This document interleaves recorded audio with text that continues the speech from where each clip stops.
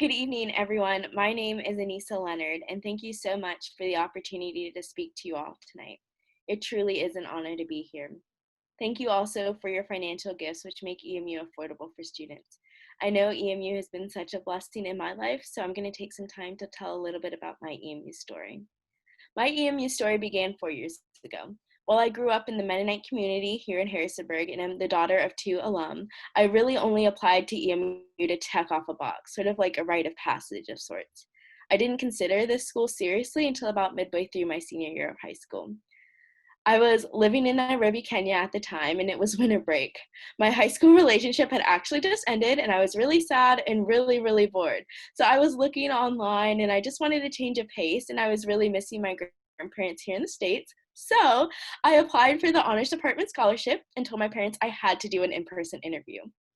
And so, in early January, while EMU was actually still on their Christmas break, I found myself in Professor Mark Salmon's office interviewing for the full tuition Yoder scholarship, which I eventually got.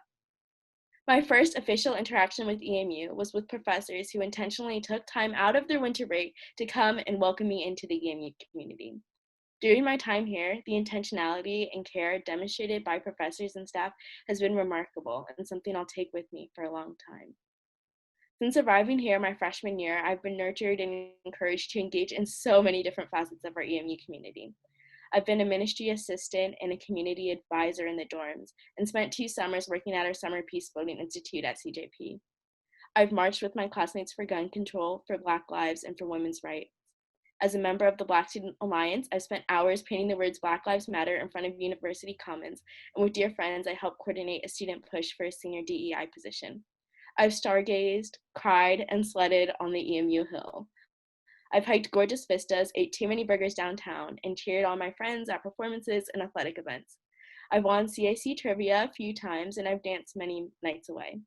I've walked out of classes to strike for climate change, and I've protested chapel speakers in solidarity with EMU's LGBTQ plus community. I've also learned how important it is to acknowledge that the land on which EMU sits is unceded land cared for by the Mennonite people. I've made countless lattes in Common Grounds and worked as a tutor in the Academic Success Center. And I even spent the past 4 years giving tours in admissions, trying to convince other people to come and get a piece of the EMU experience. I also spent 2 years calling for Phonathon, trying to raise money for the school, and probably even called some of you here tonight. So thank you again for your generous gifts. While EMU's academics are indeed stellar and rigorous, as you might have guessed, the majority of my learning has taken place outside of the classroom. It is this holistic approach which drew me to EMU in the first place.